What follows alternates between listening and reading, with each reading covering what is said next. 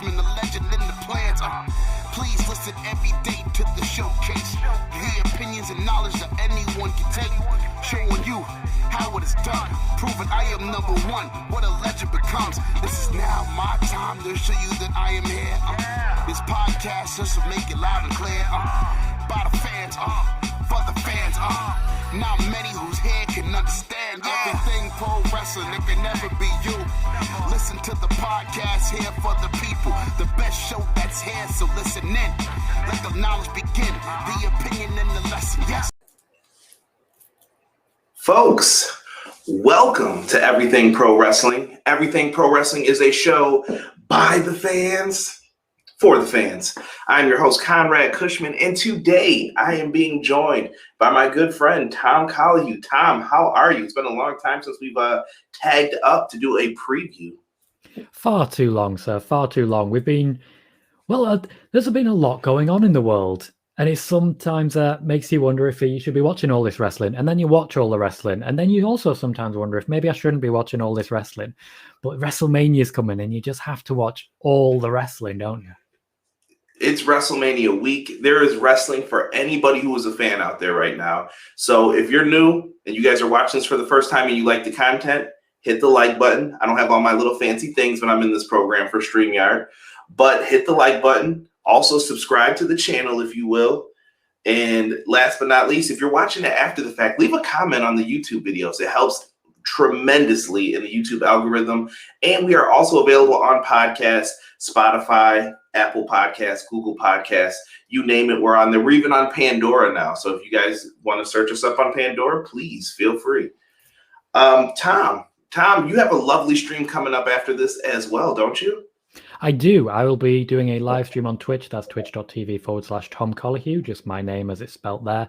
And I will, because it's the Hall of Fame, I'm not sure what action there will be to cover. So I'm looking for tips from the chat as much as anything. My plan essentially is to put on a bit of a suit, or at least a t-shirt and a tie, and then essentially mock Seth Rollins as much as possible. But if you guys think there's a better way to do it, you guys let me know. It's rough out there, man. If you've got the drip, I'm expecting to see some drip on this stream if I pop in there. So you've got the expectations pretty high from me. I'm trying my best. Is there a particular Hall of Fame person you're looking forward to that's going in? I think there's quite a few really good names. I was always a Kane guy growing up, to be completely honest. My first match, like the first one I ever saw, was won by Kane and Mankind when they won the tag team championships. That was way back in 1998. Kane's been my guy for years upon years, so I'm very excited to see him. I'm just focused on Kane. The more I learn about Glenn Jacobs, the less of a fan I get, so I'll stick with just being a fan of Kane. Hey, nothing wrong with that, depending on what backstory you want to believe, too, with Kane. I was just listening to something about Kane, and it was like the original story with The Undertaker. Then it changed when he became aligned with like the Katie Vick stuff in 2002. The story just keeps changing, but Kane is a great character in pro wrestling. Definitely looking forward to it. Jushin Thunder Liger was someone I was really looking forward to. Yeah. But this whole WrestleMania weekend's crazy. Like I said, if you're an independent wrestling fan, there's stuff out there for you. If you're in Jacksonville, you're like, man, I couldn't get tickets to this show. AEW has a house show, like their first ever house show, not televised. You can go to that. It's a couple hours drive away, but it's fun. I've been to 2 WrestleManias myself, 29 and 33. Never went back and watched them, but I remember the moments when I was there. Lots of fun, lots of things to do, and it's just fun meeting wrestling fans. I was just going through the pictures the other day of 33. But we're here to talk about the granddaddy of them all, WrestleMania, the thing that made most of us, I would probably dare say 85% of us, even in the chat, a fan today of pro wrestling. Fair to say? WWE doesn't get any bigger than this. We've got a pretty large lineup coming up for this show. Tom, I don't know. How have you been feeling in the build-up, the lead-up to everything before we get into our predictions? Well, if we're going to talk about the quality of build, I first have to ask you a question. Go ahead. How badly can I swear? Be my guest. Okay. As long as it's not demonetizable, I'm okay with it. Usual rule is first 10 minutes. After that, you're fine. So I'll be gentle. The build so far to most of the matches hasn't been very good. To a number of the matches, particularly I'm thinking about certain matches where the feuds look like they're set to keep going. There is so many of them. We've seen spoilers in the way of not as in spoilers as in news, but spoilers as in characters who've been put in the middle of feuds. Reginald for Sasha Banks and Bianca Belair. We've seen The Miz and Sheamus be used as spoilers between Drew McIntyre and Bobby Lashley. And it shows to me that these feuds are going to keep going. But the problem with that is that it doesn't feel like we're hitting a peak. It doesn't feel like we're hitting a crescendo. It just feels like we're hitting a wall, and then we're just going to keep going afterwards. So build-wise, it's not been the greatest. Wrestling quality-wise, though, looking at, for example, Sami Zayn, Kevin Owens, Seth Rollins versus Cesaro, the main event, I think we're going to have a great WrestleMania. It's just we have to ignore everything that came before. This is giving me vibes of WrestleMania 31. I don't know if you remember the build to that. The build was terrible. Yeah. Like, it was horrible going in. But when you sat there and you finally got to WrestleMania Day, you're like, oh my God, this is so cool. And they put on so many great matches that you forgot about the build. Yeah. And I don't know if that just shows how absent-minded we are sometimes as fans, that you just forget all the lead up. I think we've been trained in that regard. The WWE has a habit of abandoning storylines or rewriting them. We saw a video package on Raw last week highlighting the Bianca Belair and Sasha Banks feud with no mention of Reginald, who has been a key figure in the whole goddamn thing. It's one of those things where we're trained to remember certain aspects, but not others. We are supposed to remember Randy Orton versus Drew McIntyre. We're not supposed to remember Keith Lee, even though he was used as one of those spoilers. That's a very good point. Very good point. But no time to waste, I guess. The first thing I wanted to talk to you about was the hosting of WrestleMania. Over the years now, we've been seeing hosts, and this one's kind of a controversial pick here a little bit. If you've been keeping up with things behind the scenes, we have Hulk Hogan, who is basically, in my mind, WrestleMania was built around this guy. There was a match at one point between the owner and Hulk Hogan over like who was the real creator of WrestleMania. And he is going in there with, he's hosting, with Titus O'Neil. And it feels very odd. I don't know. It's an odd choice. I mean, how do you feel about the hosting thing? Is it needed at WrestleMania? Does it work for you? Give me your thoughts on it. Well, I'm going to start with something positive about this whole hosting thing. I'm going to start with the positive. You've got some people in the chat, and I want to say hi to them. Hi, Ace. Hi, Brian. Hi, Connor. That's all the positive done. Hulk Hogan should not be in this position. He should not be being paired up side by side with Titus O'Neil. It's a very, very cynical move.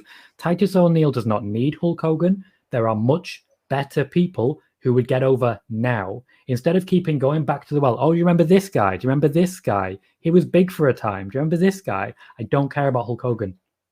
I don't care. I want to see Bayley hosting. I want to see Alexa Bliss hosting. I want to see a number of people hosting, none of which are Hulk Hogan. I believe at this point, yes, he built WrestleMania. Right now, he adds nothing. WrestleMania is 37 years old. Sooner or later, you got to let the kid drive. Okay, I can respect that. And I think you took a lot of the thoughts from many people in the chat.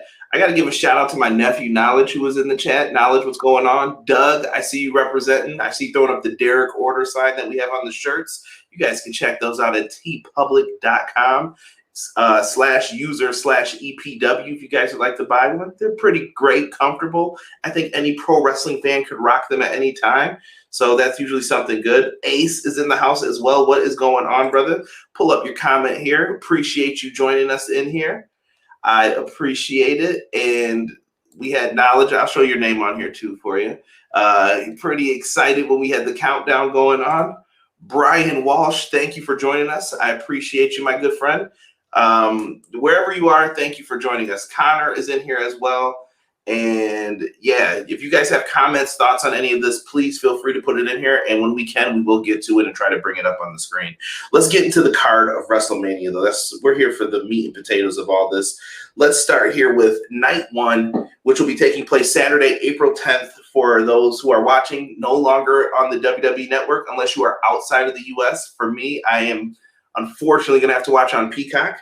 And yeah, Drew McIntyre versus Bobby Lashley. I feel like this has to be the opener. I know they're doing some matches on Smackdown as the pre-show. We're not going to talk about that.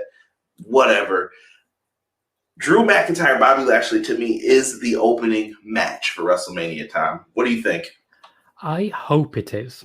The main reason for this is there's been talk from like WrestleVote and other accounts like that they don't want matches on the pre-show because they want to make sure they have a nice big bump. Hey, Ed, glad to see you. They want that boost. They want that big scream to start the show. So it really depends who's coming out first. I'm very concerned that first person is going to be Hulk Hogan because they just want to get all that positivity around Hulk Hogan. No, Drew McIntyre should be that guy.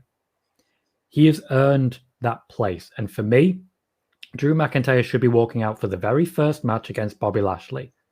I'm firmly in the camp that Sasha Banks and Bianca Belair should be main eventing night one. And I think it's very interesting that Drew McIntyre recently changed his tune. A little while ago, he was saying he didn't want to be the main event of night one. He wanted to be the main event of it all. Nowadays, he's saying he's very happy to be the first match. Mm-hmm. I think conversations have happened. And I also think it's very telling that Sasha Banks' heel turn came at Fastlane instead of what I expected and what I was sharing with my Twitch chat, the idea that would happen at WrestleMania and then this feud would keep going. I think if they were going to have this match main event with a heel turn from Sasha Banks, that's sending the crowd home unhappy. But with Sasha Banks already a heel, for me, it makes sense to send them home happy with a Bianca Belair moment there. For me, Drew McIntyre does open the show. I would definitely agree with what you said there about them opening, and I agree with the Bianca Belair Sasha Banks point. We're going to get along great on this, I think, on this at least night one. I definitely think I saw Ace in the chat. Jacob Bishop, shout out to you. I appreciate you joining us. He's got Drew McIntyre, it looks like, winning this. He said, boo, Bobby Lashley and Drew McIntyre is the main event, but no Royal Rumble was won by either man. The Royal Rumble is supposed to main event WrestleMania, technically. So that's how I see it going in. For this one, though, I'm going to be crazy in my predictions here. I don't know how, I don't know why, and it probably doesn't make sense, but I'm going to take Bobby Lashley to get this victory here. The Hurt Business not being with him, I don't know if that's a swerve. It could be. I don't know if that'll happen, but I just feel like Lashley deserves this. I feel pretty good about his reign so far. The only thing I fear is he has no baby faces to work with after the fact, but maybe you could make some for him. I don't know. What are you thinking on this one, Tom? My suspicion, first and foremost, and a lot of my answers are going to be built on this, is that we're going to see a shake-up after WrestleMania. There's a lot of people who could really benefit from it. I think Drew McIntyre could move, Bayley could move, and a number of other people would really benefit from a move. When it comes to this match, I do think they're going to give Drew McIntyre his big moment in front of fans. This is one of the reasons I think they're going to start that. But I don't think he's going to be champion for very long. I think his third championship reign will be simply to get that pop at WrestleMania. And I think Bobby Lashley is the future. So I have Drew McIntyre winning this match and then Bobby Lashley winning it back at the very next pay-per-view. Okay, not a bad pick. Not a bad pick. I see some people in the chat. We got Doug saying Lashley retains. Mr. Pro Wrestling 1 also in here. That is a hell of a profile picture you've got there, Mr. Pro Wrestling. I'm not ready for it. Same. Let's see. The next match on the list that I have here has the SmackDown Women's Title match. But I feel like we'll jump back to that one. Let's talk tag team titles here. We've got the New Day, one of the most decorated tag teams, and this is Kofi Kingston and Xavier Woods version on Monday Night Raw right now, taking on the phenomenal AJ Styles and Omos. Like, what is this? I'm not comfortable with his debut match being at Mania in front of people. I hope that a lot of work has been put in, and I fear that he won't be taken serious sooner than later now that he's actually getting in the ring. The best position for you in wrestling is to not be wrestling. Don't wrestle. But I don't know on this one. Who are you liking for the tag title match? I feel as though Omos is getting the push that Braun Strowman should be getting right now, in that he's the big monster. For me, it would have been perfect to throw Braun Strowman against Omos. That's a WrestleMania match of its own. But it's a very interesting way that they've built this. It seems like they've just run out of tag teams on Raw, and we just sort of are where we are. For me, AJ Styles will be in this match for the vast majority of it. He'll have a great match with Kofi Kingston. He'll have a great match with Xavier Woods. He'll build up a hot tag, and then Omos will beat the ever-living crap out of both men and win the tag team championships for his team. Oh, Okay. I'm going to go with the idea that the New Day retain here. I'm going to agree with Mr. Jacob Bishop in the chat. I think New Day finds some way to pull this out, and I think maybe we could see the beginnings of AJ and Omos disintegrating a little bit. They've gotten along too well so far in the beginning of this, and I feel like AJ's such a good wrestler, he doesn't need him. It's a weird thing. I just feel like he doesn't need a bodyguard or anything. I always find it very interesting how AJ Styles on SmackDown is top-level world title talent, but AJ Styles on Raw is struggling to get into a tag match. Mm-hmm. I just don't like how they treat AJ. And you know what? I think it's a heel thing, too. When AJ's heel, he feels more mid-card for the most part. Yeah. And then when he's a baby face, he's at the top, like, oh, everybody's behind him. Shout out to Chris DeZuba in the chat. Another one throwing up the hand. I love it. What's going on, Chris? Good to see you in here. Ace says he's got AJ Styles and almost retaining. Somebody brought up Braun Strowman won the tag titles with Nicholas. It was Nicholas's debut. He's right. Nicholas is coming back. I'm telling you. Nicholas what a career is fighting Hardy's kid. It's happening at Mania. That'll be the follow-up. It'll be AJ and Omos versus Braun Strowman and Nicholas. Ace is calling. He says it's Grand Slam AJ time. So we'll have to see what's going to happen in that matchup. Things to look forward to, though, on night one. Next up, we have a steel cage match. It's Shane McMahon versus Braun Strowman. This one has been built around which way did he go? Which way did he go? Exact same story. Yeah, Braun's a big dummy. I read his report card to embarrass him. Made up report card. Shane McMahon is trying to get heat on himself for this. And Braun Strowman, I feel like they're trying to fix him and get him back to where he was. But I think he's been ruined so badly that I can't buy into it at all. And that's just a me thing. But in this one, I don't know, man. I'm just going to go out and I'm going to take Shane McMahon to win this. I don't know why. I have no reason for this.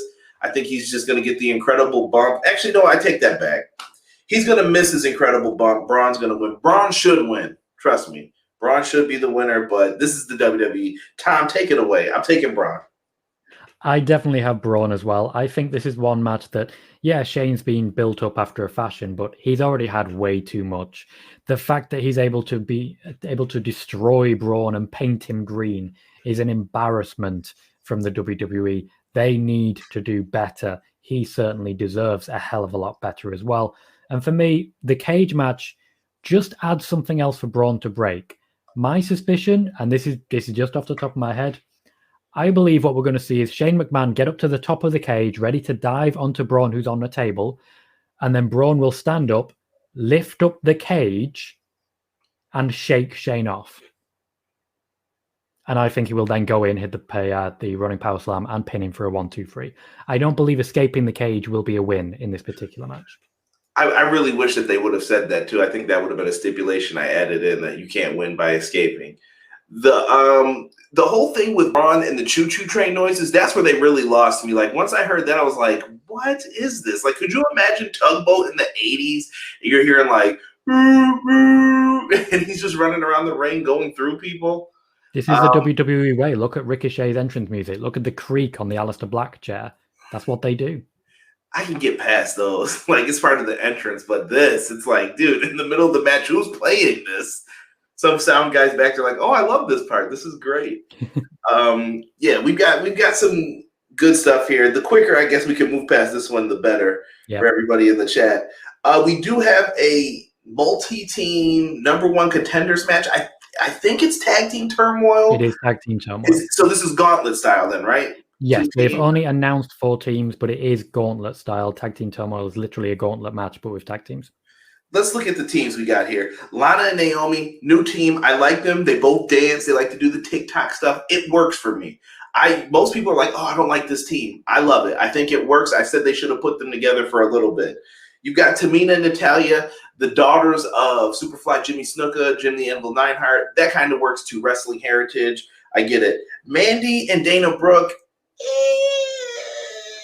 You're trying. I thought Mandy had much bigger star potential when she was doing the Otis thing on SmackDown. So not a fan of where they've went with that. And the Riott Squad, I think they have a great look to them, and I'm surprised that they have not wanted to put the tag team titles on them. They have the look, but maybe it's the long-term payoff for this. Who is your favorite right now to win this? I don't think we've seen all the teams that are going to be in this. Now, I did do a prediction video, a prediction recording for the PW Torch Wade Keller podcast, the flagship free podcast, and that is released today, but I recorded it on Saturday, so we didn't have all the information as to what this match would be. When it was just 4 teams, my suspicion was Mandy Rose and Dana Brooke. However, the moment featuring Billie Kay on Raw is quite telling for me. I suspect Carmella will turn her down. We will see Carmella and Bayley inserted as a tag team, and I believe they will win. But there is also a really quite infuriating part of me that really wants that to be the big payoff, and then Billie Kay to find a tag partner. Now, I don't know who. I mean, has she met Peyton Royce, maybe? I think you have to put the Iconics back together. For the love of Josh Robinson, you have to put these two back together. I have to just say that. Like, listen, when they won the tag titles at, was it 34 or 35? My head hurts now. Like, I believe it was 34. When they won the tag titles, I was the number one, like, yo, they suck. Why would you do that? This is a big mistake. But I will say this. I think splitting them up was a bigger mistake. The Iconics as a duo. I know that it worked with Nikki and Brie Bella, and I think you could make it work with some of these other women that get paired together in NXT. They have such great chemistry that it just works. And I think that's the stuff that hurts, like Dana Brooke. When Dana Brooke was in NXT, I saw no issues with her. And then it seems like she got exposed when she got called up. And I'm like, ugh, that really hurts her. So in this one, I would love it. I would love to see the Iconics get back together. And I'm with you. I think it's going to be a different tag team here that win this. Because the Lana story's done. Natalya and Tamina, they're heels. Riott Squad I'm with you. You know what? I'm going to say it's the Iconics. I feel like they've been doing this Billie Kay thing for a reason. I don't have enough faith in the WWE to say they will put the Iconics back together and actually predict it. So officially, my prediction is Carmella and Bayley. But I want it. And it's criminal that Bayley is not on here in a bigger match. Thank you. Ace corrected me. It was 35. Okay. I will definitely accept that. Jacob Bishop has taken Liv Morgan, Ruby Riott, and you make those tugboy noses too well. I was a big Natural Disasters fan, Doug. You leave me alone. But yeah, bring the Iconics back together, like Brian said in the chat. It's the right thing to do. That's what I want. Let's talk about one of the celebrity matches. Bad Bunny. A lot of people have been talking crap about Bad Bunny. And Tom, I think you have a great outlook on the celebrity involvement at WrestleMania this year, because I think it's very strategic and very smart to include them in on this. And I'm going to let you take the floor with this, but the new matchup is The Miz and John Morrison will take on Bad Bunny and Damian Priest, a tag team matchup that I think will have a lot more eyes on it than people think. But go ahead, Tom, take it away. This is one of those wonderful moments where I am going to plug my Twitch again, twitch.tv/Tom Colahue, because when the initial match between The Miz and Bad Bunny was announced, the original plan was, of course, this tag team match. But as I was able to say there, the injury to John Morrison is what prevented this. He has had a lower back injury. He's now being cleared, so we now have a tag team match. My expectation is still exactly the same. I think it's fantastic that the WWE have been able to, one, go on to Peacock, which exposes them to a whole new range of viewership, but also they are bringing in Bad Bunny, Logan Paul, people who will guarantee bring in millions of young viewers, even just to the YouTube videos. And you can see this on the WWE YouTube, yes. Not just money, the future of viewership is being guaranteed by having them there. I like that you are all too prepared for that. For the match, for me, it's exactly the same as it would have been solo. Damian Priest beats the hell out of The Miz and John Morrison, and Bad Bunny pins The Miz to win. That's simple. I think that is the money way, and I think the headlines will reign Bad Bunny pins former WWE champion. Exactly. Tom, we're right on point with this.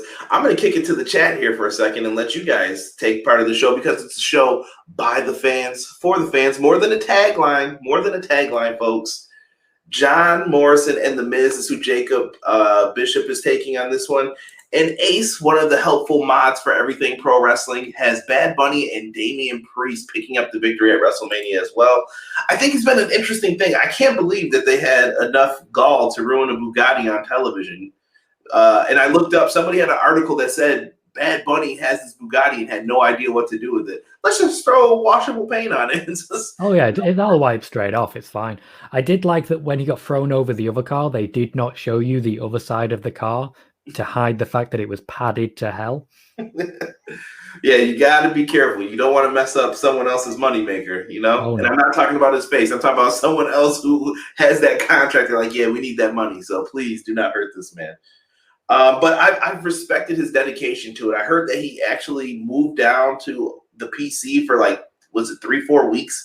He's been down there practicing, training. That's respect. Like, I know a lot of wrestling fans like gatekeep the industry a little bit. They're like, no, you're a celebrity. We don't want you here. Go away. But I think if we open our arms to these guys a little bit more, you'll see, like, we got to try to make wrestling cool again. We want casual people to come watch this and enjoy it and try to understand it. I think by and large, Bad Bunny has been embraced. I remember when I first mentioned this, I put it on Twitter, that Bad Bunny was, his work was really well received backstage, specifically getting the 24/7 championship on Saturday Night Live. The WWE were thrilled with that. I remember saying, this probably won't surprise anyone. This might not be big news, but people are loving Bad Bunny backstage. And then a couple of weeks later, you see pages upon pages from these wrestling dirt sheets. WWE love Bad Bunny. Vince McMahon is having a great time. They're all profiting from this. I should have got more in there, man. I should have got more in there. WWE are loving what Bad Bunny is doing. The dedication is incredible. And honestly, I think the WWE universe, as it were, by and large, has really embraced this man. It'll be interesting to see how a crowd reacts to him at WrestleMania, given that this will be primarily wrestling fans rather than primarily Bad Bunny fans. Right, and I saw Doug had put in the chat, shaking my head at it. Listen, I think if it makes sense and it's the right place, it works. So this will definitely be great. And Josh Burton, we're going to have to end this one on him with the line of the show. Big shout out to Josh Burton, Everything College Basketball. If you missed the finals to March Madness yesterday, you got to go to Everything College Basketball on Facebook. My boy Josh has you covered, telling you about the big, I consider it an upset victory yesterday. But Josh was telling everyone this beforehand because he is a huge basketball fan. But he says Bad Bunny with the hip-hop drop for the dub, and I love it. Grandmaster Sexay would be proud of that. Another match I'm looking forward to on night one, Cesaro and Seth Rollins, the Drip versus the Swiss. I'm loving it. This is going to be a really good match, and I'm hoping, Tom, that this is the big change for Cesaro. I thought that, though, 7 years ago at WrestleMania 30 when he won the Andre the Giant Memorial Battle Royal. What do you think of this matchup, and who do you have winning this one? Well, this is one of the very few matches I've ever seen, which is all about swinging. Literally, I've never seen any more focus on swinging in my life. I think they're going to try and break a record. I think Seth Rollins is wanting to be swung desperately badly by Cesaro. And I think Cesaro is up for that. I don't see Seth Rollins coming out of this one with the win. I think he's desperate to put Cesaro over. And I think when it comes to Seth Rollins, he's in a sort of backup champion mode at the moment, whereby whenever they need him, he'll step up. Similar to how Randy Orton's been over the last decade, to be completely fair. It's one of those things where Seth Rollins can step into anything, but right now, he can put people over. And he's definitely going to do that in my eyes. Cesaro, for me, takes the win here and goes up against the Universal Champion, whomever that may be. Yeah, that's a real good way of putting it. These guys go way back to, if you guys know the name Claudio Castagnoli, that was Cesaro in Ring of Honor. Tyler Black. I told you I went to a WWE house show. I probably mentioned this a bunch of times, but he was on the dark match before the show had started, and I saw him afterwards, and I was like, hey, man, I love your work in Ring of Honor. And he was like, oh, thank you so much. Very grateful. Probably in a completely different world now, years and years later. But these two are really great, and I do think Cesaro deserves this. He's put in a lot of work over the years, and I think Cesaro is one of those Eddie Guerrero, Chris Benoit type of guys where it's like his work shows in the ring, and I think fans will always respect him for that. And I think you can give him a WrestleMania moment that he desperately deserves. This is his first singles match at WrestleMania. I never even noticed that. He's been in tag team so much that he's never had a singles match. I've met Cesaro and actually interviewed him about a year and a half ago. I asked him specifically about what Vince McMahon said on the comments on the Stone Cold Steve Austin podcast about there being a disconnect between Cesaro and fans. The way he explained it, the way Cesaro answered the question was essentially to say, I'm Swiss, I'm used to climbing mountains, I'm not going to stop now. That's the right attitude for me. And that to me says everything you need to know about the man. Yeah, I'm taking Cesaro for the win here as well. Very happy to see this for Cesaro. And last but not least, the main event of night one. Let's get into it really quick. We've got the boss, Sasha Banks, defending the SmackDown Women's Championship against Bianca Belair, the winner of the 2021 Women's Royal Rumble. This should be a tremendous matchup, one that I'm looking forward to. Two of my favorite women in the company right now. I've always said Sasha is my favorite horsewoman. I don't care what anybody says. She's just always been my favorite. And then Bianca Belair is on that other side of someone who I always said she couldn't be NXT champion once she lost that match to Shayna Baszler. I said she's not ever going to get it, but she will be a WWE Women's Champion one day. Mark my words. And I think tonight is the night. I'm taking Bianca Belair to win this. Tom, you can run with this one. Tell me your thoughts on the feud and who you got winning this. I think this is a feud that keeps going. I think Sasha Banks will be putting over Bianca Belair for a while, and I think that's how it starts as well. My belief until recently was that Sasha Banks would go in as a face, turn heel after losing to Bianca Belair, and that would be how that continued. Bianca Belair essentially getting beat down by Sasha Banks in a AJ Styles versus Shinsuke Nakamura moment, just maybe without the low blow, because it doesn't quite make sense in this context. For me, all of this has been building to Bianca Belair taking that win. All of it. The entire build has been about Sasha Banks and Reginald. It's been about Nia Jax and Shayna Baszler. Now we've moved past that. Now we've finally got to the point where it's just about two women who want to be the best. And when two women want to be the best, the good guy always wins. Bianca Belair for me. I like it. And listen, I'm a Boss fan. I see some people in there. Tokyo Rockstar has joined us. Shout out to him. Jocelyn has also joined us as well. Thank you, Jocelyn. Some people are taking Sasha, and SummerSlam will be Bianca's win. Tokyo saying he's got Sasha. There's a lot of Sasha. I'm surprised by this. I thought everyone would be Bianca. If Bianca Belair wins at SummerSlam, this will have been a 7-month feud, and I'm already getting bored of it. That's the concern I have these days with WWE. But like you said, though, there's got to be a shakeup coming soon, too. Yeah, I think so. So this could be an opportunity to move Sasha around.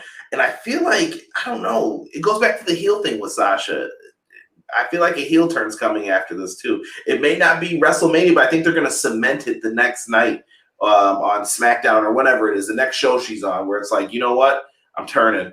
Boom, I got you. I want a rematch. And then they could set up something like that as well. It's interesting that the Thunderdome are already piping in boos whenever Sasha Banks is on screen.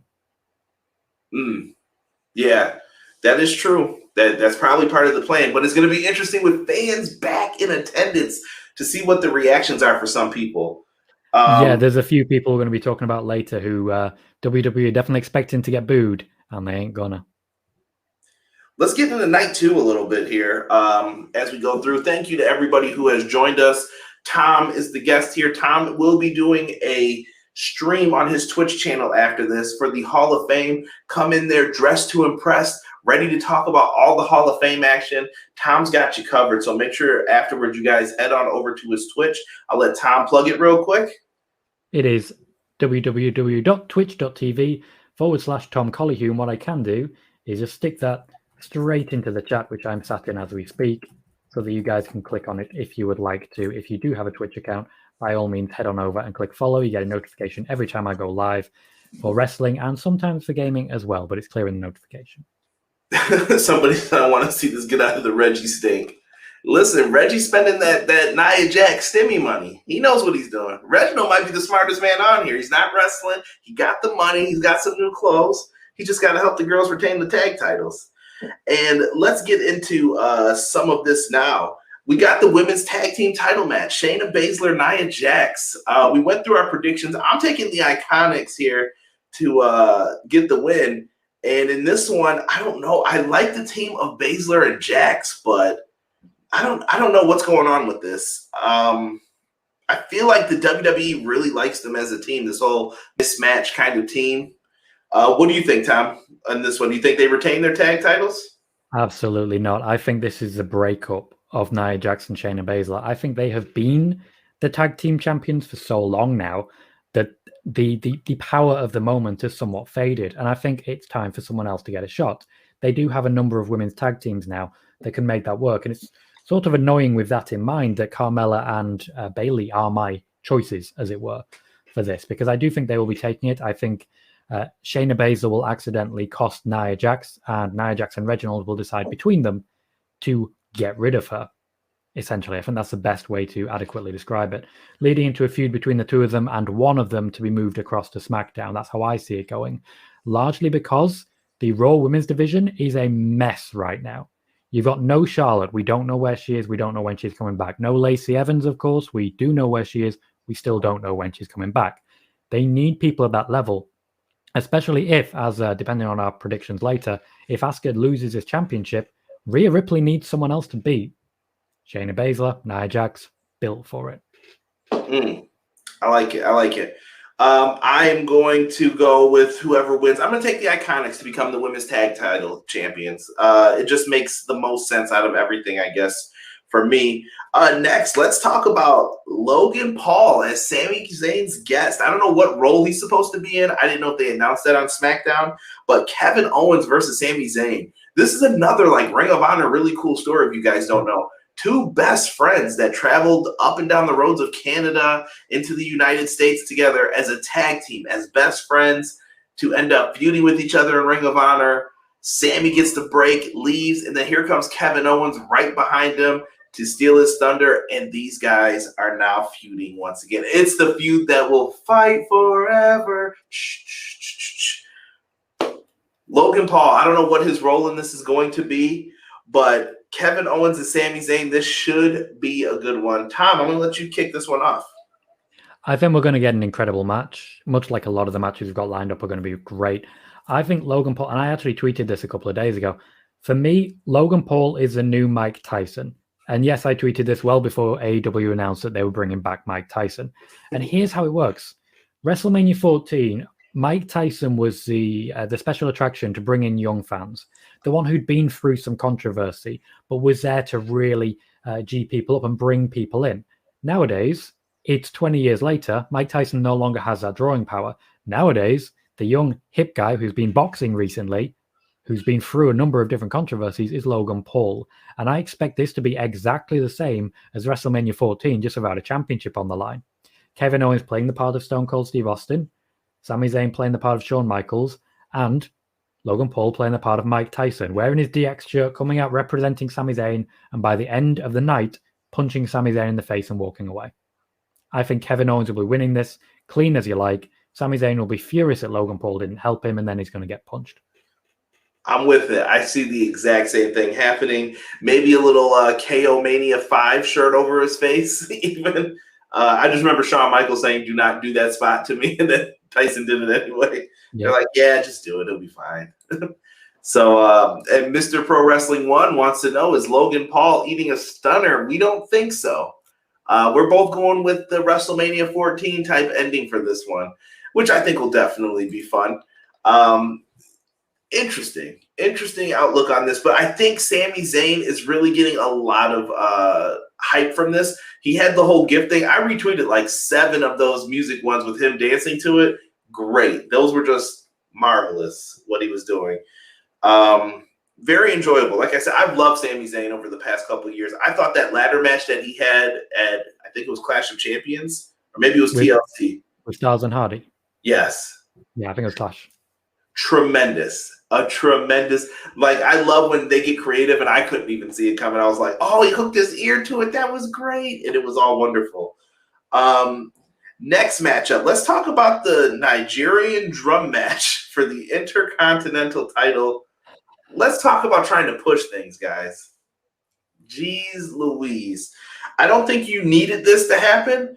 I don't think you had to have it where it was like a Nigerian drum match. I thought they were going to go strap match when he first was talking, like, oh, they're going to do a strap match against each other. but a drum match here between Apollo Crews and Big E. Now, Tom, jump in at any time on this one. I think that Apollo Crews has to win this. He has been taken as a joke. He's had several shot after shot after shot. And at this point, I think Apollo Crews needs that title more than Big E does. To me, Big E, we're looking towards the future with him. Big E is going to be someone who we need to build up for the World Championship. I don't think he needs this title, so my prediction in the simplest form is Apollo Crews wins this. I don't know. Maybe he stuffs like a drum over Big E and he can't move his shoulders because he's so big, and then he pins him. I've got nothing here, but he's going to find a way to win this. And by the way, for the record, can we please have Prince Nana from Ring of Honor as his manager with this accent? It would be money, I'm telling you. We're very similar in our prediction there. When it comes to the actual Nigerian drum fight, I'm hoping it's just going to be a drum circle, and Apollo Crews is just going to drum better than Big E and then walk away with the championship without wrestling at all. That would just make me laugh, but fans would hate it. But I would laugh. And that's the most important thing. For me, it's overdue that Apollo Crews wins this championship. Far, far overdue. It should have happened months ago at this point. We were told by so many wrestling sites that Big E was going to get a huge push. And it's been so weak already that we don't even want it anymore. Apollo Crews is more interesting to the level now that I don't think Big E's ever going to get that World Championship match. I don't think that moment's even going to come because whatever hope there was around him, Apollo Crews is just far more interesting. And that's not Big E's fault. That's just how the story is played out. Sometimes the WWE try to write a story and what we perceive is completely different. Look at the Becky Lynch heel turn. They were trying to tell us a story about Charlotte being a returning hero. That's not the story we saw. Right. And we stuck with it. That, for me, is exactly what's happening here. Apollo Crews is far more interesting. Massive character change, but it hasn't been reinforced by a win of anything. This is another one for me that suggests there's a shake-up coming. And I think Big E's going right back to the New Day because I think he needs it. I think whatever they planned simply has not worked. Get him back to a place where he's comfortable, where you're comfortable, and where his decisions and character is not defined by Booker T's podcast. I think Big E is the long-term person still. I think he has it. I think that once they saddled him with the Intercontinental Championship, it was doomed because it's not what it used to mean. It's like he's been there, done that already. I remember it. I don't know if most fans do, but he's been the Intercontinental Champion already. What does this mean? It's just a notch in his belt. I want to see him. I think Big E's the guy to take down Roman. I said it. I guess we'll get more into that in a little bit, but that's just my thoughts on it. Let's get into the other mid-card championship match, the United States Championship match. We have Sheamus and I think there's birds around my head right now. Bro, Matt Riddle, the man on the scooter. I hope they're really enjoying these jokes because it's just like, dude, what is this? Matt Riddle, Sheamus, or excuse me, he's just Riddle now. I forgot that. Riddle, Sheamus, one-on-one for this. Is Sheamus walking away with this championship? I do believe he is, yes. Matt Riddle was not supposed to be the United States champion at this point. The reason Keith Lee was in that match was to take the championship away from Bobby Lashley, essentially free Bobby Lashley up for what came next with the WWE Championship win. For me, Matt Riddle is just the guy who landed on it. Whatever push he was supposed to have, it never actually happened. He's provided very good matches, though. I've really enjoyed the wrestling matches. Same with Sheamus. These two could put on something very, very good in my eyes. I think that they'll do really well. But I think Sheamus is taking this. After the run of losses that he's done in order to make other people look good, Sheamus deserves this moment. For me, he'll be taking the United States Championship. What he does with it, I'm not sure. But it'll be a damn good start and a step forwards for me. I got to take a pause in here, and I got to give a shout-out to my friend Mags in the chat. Megs has several podcasts, but you guys can check him out on the Badlands podcast. That's my personal favorite one. Love him and Paul just going through their Mount Rushmore. Is absolutely tremendous. Mags, that's some free promotion for you, Oos. And don't forget, and you know why I said that. I didn't forget what you said in a prediction battle. But this is one that, I don't know. I feel like Sheamus was on like a push with Drew. I thought him and Drew could have been the WrestleMania match that they were teasing.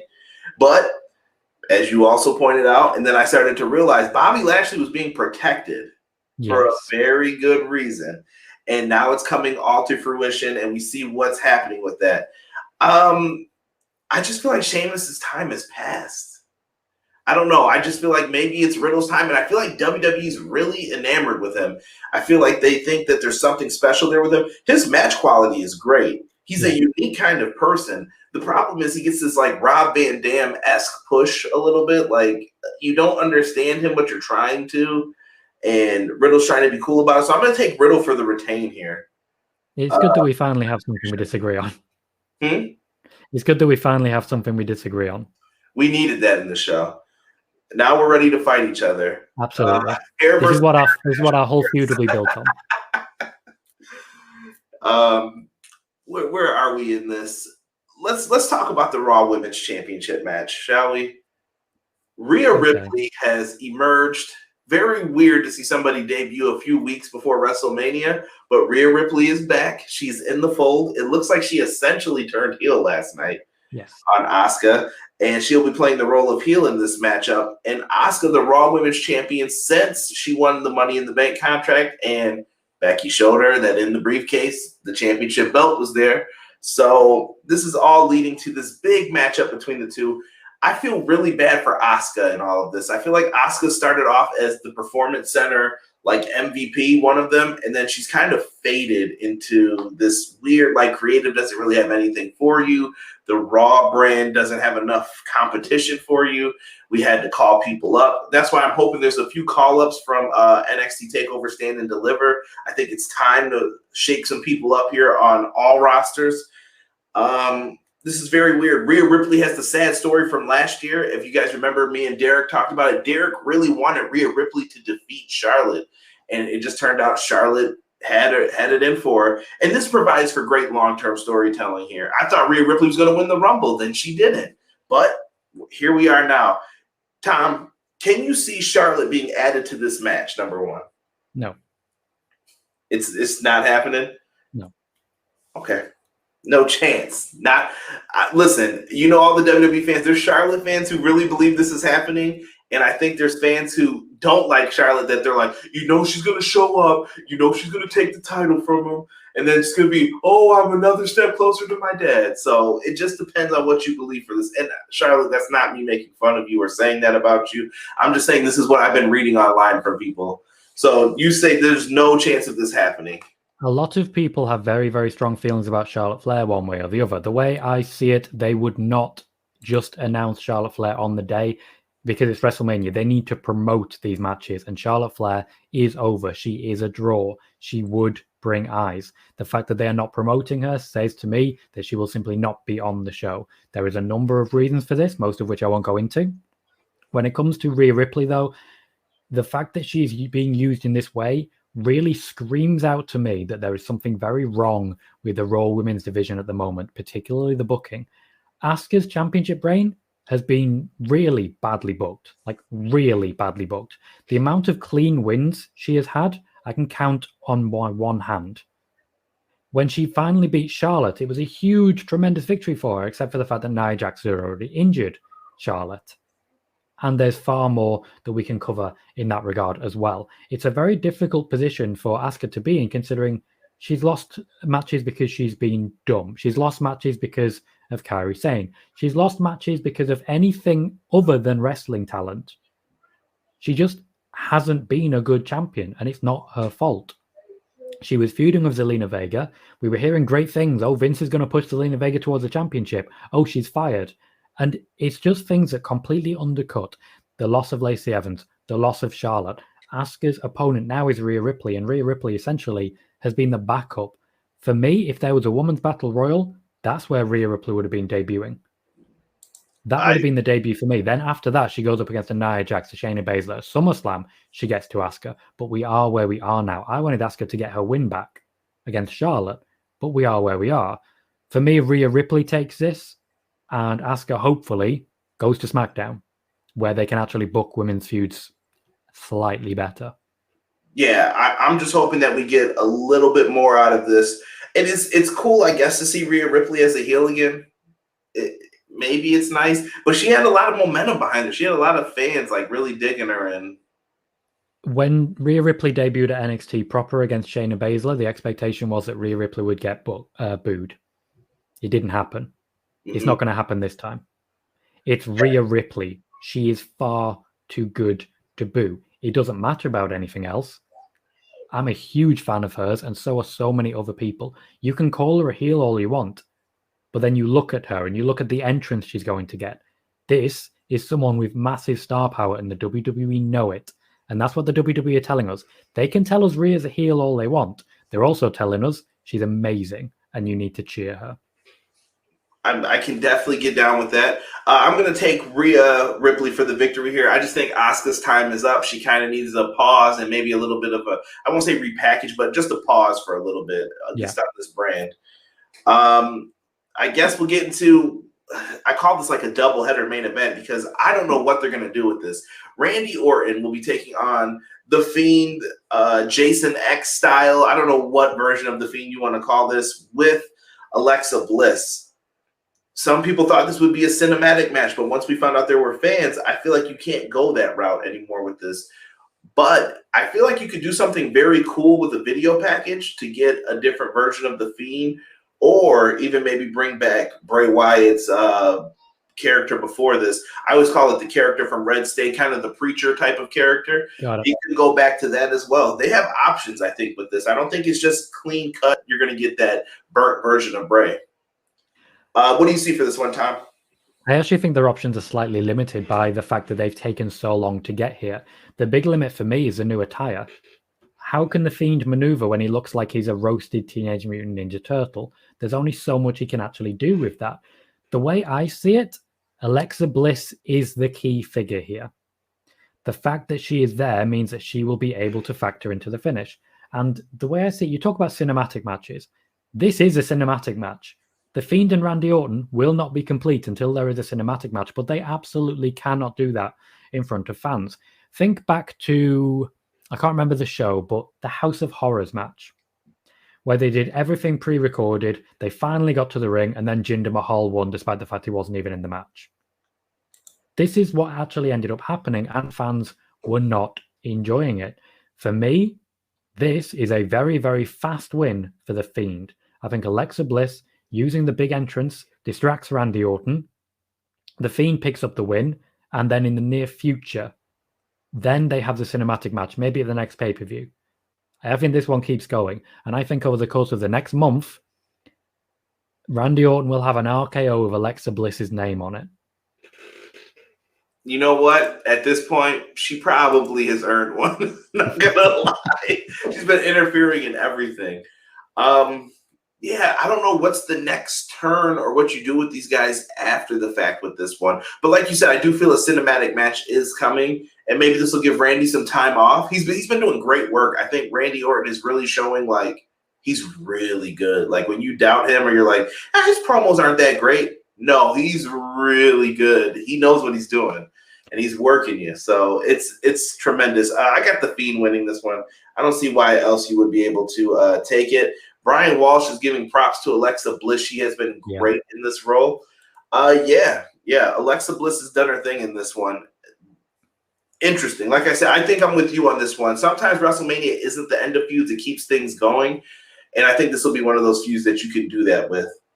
I also feel I should point out Randy Orton actually has a limited date contract. So the fact that he's been working all the way through this suggests that there is going to be quite a bit of time off in his near future. See, this is why he's on the show, folks. He knew that. I did. I had no clue that he had limited dates. Makes sense, though, after he signed. What was his first contract for, like 10 years? Yeah, something like that. Ridiculous. Main event time. We've reached the pinnacle of the show. Mark Reviews, thank you for joining us. Hey, guys, Team WWE's in the building. Let's go. I appreciate you joining us, Mark. Thank you. Let's talk the main event here. We have a triple threat match that was forced by everyone's favorite babyface. Yes. Daniel Bryan has entered himself into this. We also have a WWE Hall of Famer, the Rated R superstar Edge, who's on the brink of losing his mind, which I already think he lost. And we have the big dog, my favorite, heel Roman Reigns. I just love the arrogance, the the jerkness, the Paul Heyman with him, just the sleaziness. Cousin, we're not going to be able to eat if I don't have this. We're not going to be able to eat. You're getting paid. Like, he's just sending them out there. And I think Jimmy Uso is soon to be in the fold on this, too. I think Jimmy is going to be joining. This should be a tremendous match. This could be a triple threat match of all the WrestleMania triple threat matches. I think these three have the potential to do this. I really like this match. I said it before. My prediction is Roman Reigns to win this still. But I want to hear from you, Tom. What have you thought of the build-up for this? What happens kind of afterwards with people in your prediction? The fact that they tried to push Edge as the babyface here is, for me, that goes down as one of the greatest failures of WWE booking of all time. How could you think that Edge was going to work as a babyface against Roman Reigns? There is no history. There is no story. These two have never connected in basically any way. And Edge has always, for me at least, been a better heel. The only thing that kept him a babyface was that Randy Orton was more detestable. But he's not against Randy Orton. He's against Mafia Don Roman Reigns. And Roman Reigns, for me, is going to get one of the loudest cheers of anyone at WrestleMania. They're going to be piping in boos to try and counter the fact that he is so beloved, not just because he's a great heel, but also I think a lot of people are going to be patting themselves on the back, basically saying, yeah, we always knew he'd be a great heel. We always knew. We love this guy. We're right. And celebrating themselves a little bit. This is heel Roman, and this is the Roman that actually finally fulfills the prophecy of McMahon, a WrestleMania main eventer who actually deserves it, who actually should be in that spot. No one else should be there. Edge, for me, completely failed in his role until Daniel Bryan got involved. Edge, for me, is Batista in 2014.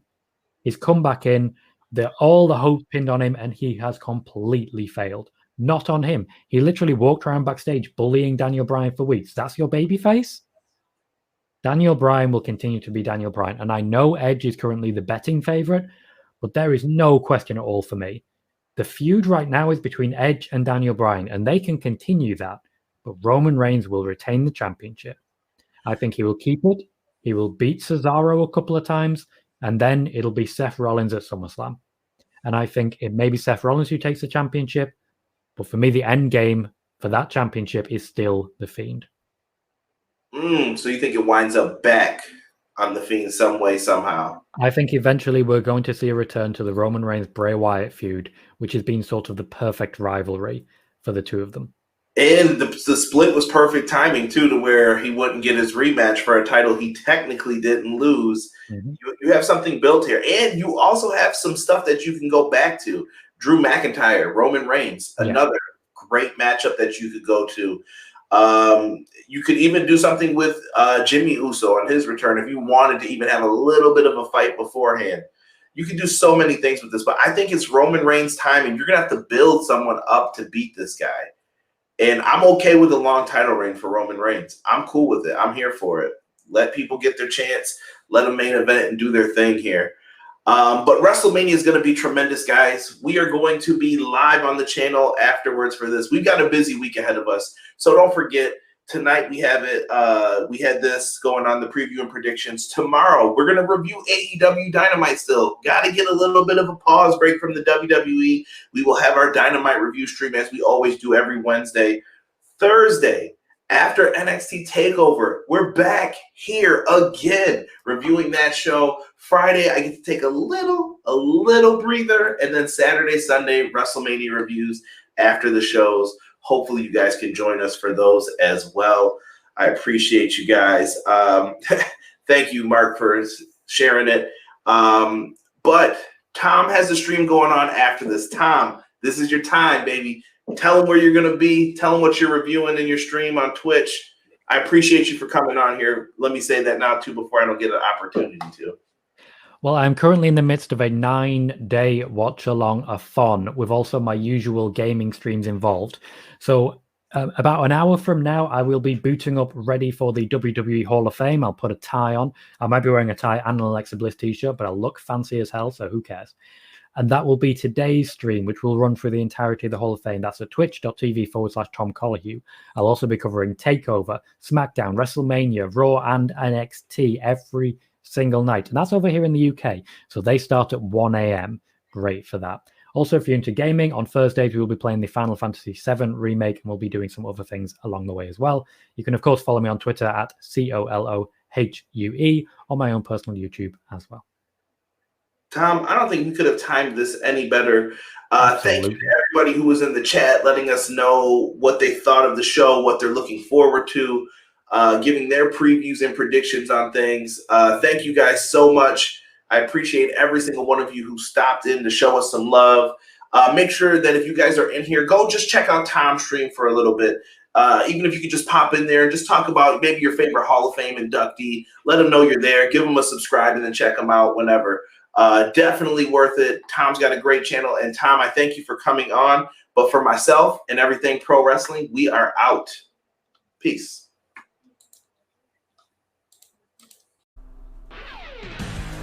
What's going on, EPW Nation? It's your boys from the Everything College Basketball Podcast, Josh and Peyton, here to remind you all that college basketball season is right around the corner. Yes, we finally know it's right around the corner. And Peyton, there's only one place people should go for all the college basketball excitement. Well, Josh, the only place to find all college basketball hoops all the time is Everything College Basketball. Everything College Basketball can be listened to on several podcast hosting sites like Spotify, Google Podcasts, and Apple Podcasts. And we can also be found on our Facebook group at facebook.com/groups/Everything College Basketball. Yes, make sure you are joining the group with a couple other 100 people and growing by the day as we march into year number 3 of the Everything College Basketball networking system. Now, let's get back to Conrad and Everything Pro Wrestling.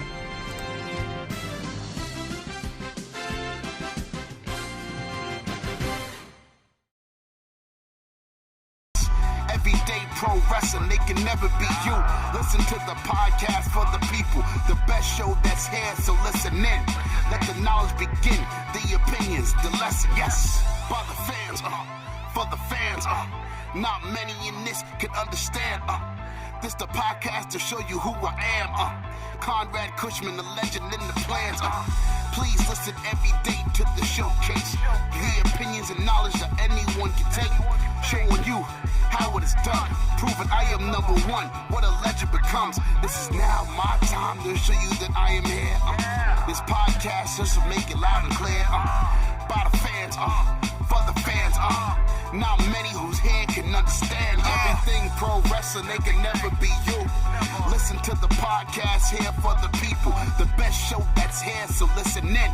Let the knowledge begin, the opinion and the lesson, yes. Everyday pro wrestling, they can never be you. Listen to the podcast for the people, the best show that's here, so listen in. Let the knowledge begin, the opinions, the lesson, yes.